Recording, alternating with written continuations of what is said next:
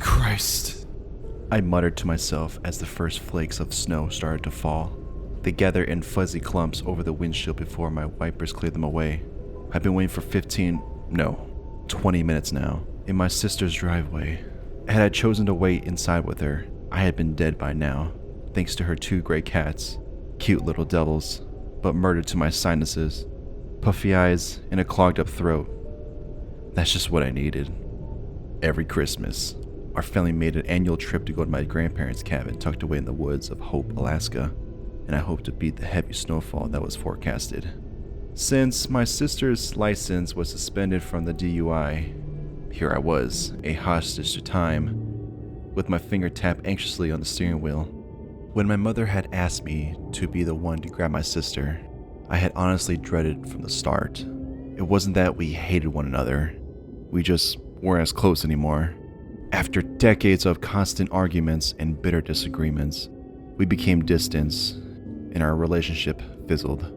Yes, we were siblings, but it felt more accurate to call us the residue of what siblings once were.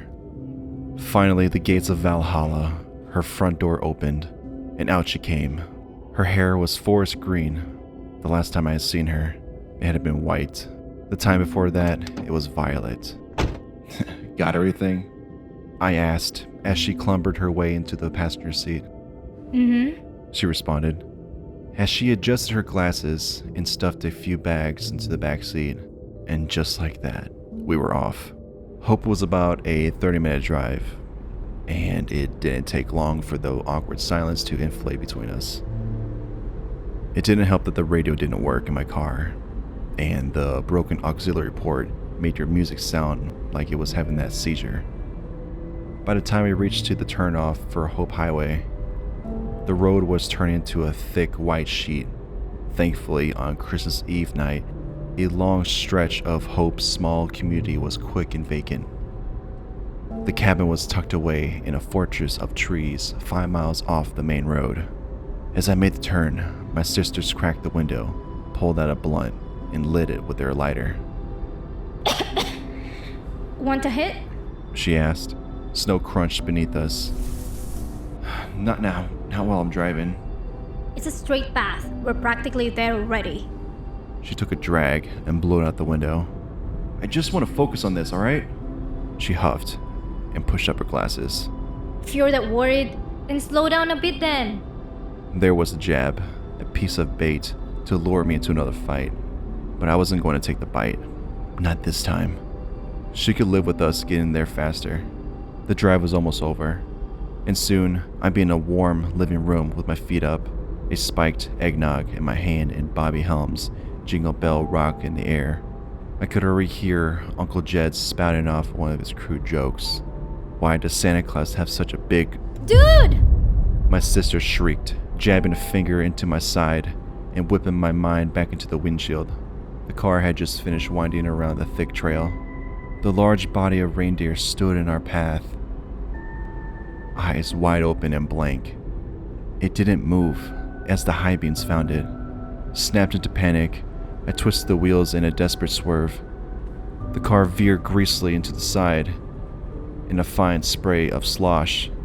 The Reindeer, as known as a caribou, remained still, even as the bumper soared inches from its nose. We came into a crunching halt off the main path. Jesus, I sighed, blessed with relief. Did we hit it? No, My sister said, leaning out the window to check while exhaling another plume of smoke. I wound the steering wheel back around and pressed on the gas. The wheels shrilled in place, kicking up slobs of sleet, but not moving an inch. Perfect, I moaned, and unfolded myself from the seat to check it out. The 2 front tires were caked with black slush and practically swallowed into the mound of snow. I kicked at it, trying to clear off the ice debris from the threads and beneath the wheel well. When that tired me out, I resorted to scraping off with my fingers. screw off, Prancer! I heard my sister call towards the dark silhouette of the Reindeer, its antlers like gnarled fingers reaching for the treetops. Then she made a sort of startled yip, followed by a... What the hell? I looked up from the scrim of snow. The reindeer was now standing tall on both of its hind legs. It looked strange, like a silly caricature you see in a kid's book. But out here, in the silence of the woods, it was a creepy image. The way its vague shape stood, just two legs held, an almost human-like balance. For whatever reason, I realized that it didn't have a tail. Its muscular neck craned to the side and let out a ululating scream, a miserable squeal of metal grinding against metal. My legs were ice sculptures cementing me into the spot as the shriek quieted into a succession of wet grunts. The reindeer dropped down to his original posture and stomped heavily. Puffs of white vapor and strings of snot vented out of his nostrils. I was no hunter, but it definitely didn't take a lot to tell me that it was a pissed off animal was about to take charge. I leaped for the driver's seat, pulled the door open, and slammed it shut, just as a muffled thud of hooves reached for me. Antlers scraped the door, and his large body practically threw me over the patch I had just been standing in. Fast, very fast. My sister screamed as the large bulk of its frame rounded back around and charged again, this time shattering the headlights and submerging us in the darkness. Just go already! My sister hollered in my ear. I'm trying, goddammit! I hissed. The wheels continued to spin helplessly. We were trapped.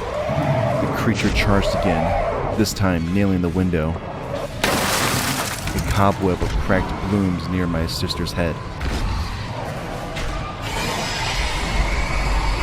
I searched for anything, literally anything, that I could use as a weapon. I was never really a gun enthusiast, but at that moment, I had shaved my head and joined the secular monks, if it meant having a Glock in my right hand then and there. After rattling the car once more, the reindeer finally appeared to lose interest and disappeared amidst the cluster of trees. Granted some time to breathe and think, we phoned our dad and told him about the situation. He was going to come down in his pickup and get us unstuck out of this mess. I looked over at my sister, who was taking a long and steady heavy breaths between her fingers. Are you alright? I asked. What do you think? She grumbled. I told you slow down. Another jab, and this time I wasn't going to have it. You want to be useful? Get out there and push. No? Then shut the hell up. I don't need it right now. She said nothing else, and neither did I. Returning once again to the pocket of silence that our relationship succumbed to, the sooner Dad's headlight peeked into the distance, the better. Suddenly, she rolled the window down. What are you doing? I asked. Shh. She pursed her lips. Just listen. Humoring her, I waited, and sure enough, the sound reached to me. The quiet voice of a little girl coming from outside. Somebody! It whimpered. I'm lost. Please help me. I'm lost. My sister unlocked the door and motioned to open it. I grabbed her wrist. What are you doing? There's someone out there. Just wait a second. It's weird, isn't it? The voice continued to whine, choking between sobs and pleading for someone to help her. I didn't like the way it sounded. The same lasting drawls between words. The same weeping sounds, like someone was hitting repeat on the speaker. Something wasn't right, and my instincts were hoisting red flags left and right. Then, my sister looked at me, and her expression warped into shock. She flung back, pinning both shoulders against the interior. Things that sound like words bubbled up and didn't quite make it out of her throat. I turned and saw what was looking at me. It had the face of a man, surrounded by the mottled fur of Caribou's body. The skin was mummified brown color, wound tightly around its long skull like old crinkled leather. Snowflakes landed upon its wide, expressionless eyes and melted into the dark membranes of its pupils. It circled the car, bobbled its antlers, and fogging up the windows as it peered inside. My heart shook the walls of my throat. I locked eyes with my sister, unable to say anything between the sheer disbelief. I should have grabbed my phone, snapped a photo, recorded a video, anything, but my thoughts were jangled. It then let out the same horrible scream, but I didn't see the tight, contorted lips open. The sound was coming from its neck. Small, fleshy orifices, flapping open like mouths, were converting the high-pitched shriek into a mimicking cry from a little girl. Somebody! I'm lost! Please help me! I'm lost! Headlights glazed the area. My father's pickup came into view, paving its way down the path. The reindeer, or whatever the fuck it was, ran off, vanishing once again into the snow-covered thicket. Nobody believed us. Why would they? If anybody had told me about that story, I would have assumed they were hoped up on some crazy psychedelic. But the reality of what I saw was cold, and it's something I still to this day can't fully swallow. Instead of sleeping that night, my sister and I did some research and led us to the myth of skinwalkers. Beings of some sort, capable of mimicking voices and disguising themselves as animals to lure people into the woods. After reading other accounts, there wasn't a doubt in my mind what we witnessed out there. Every so often that night, I stared out the window and eyed the yard, wondering if I see that leathery face watching me from the tree line. Neither I nor my sister ever made that trip again, much to the frustration of my family. But there was a silver lining. She and I have never been closer.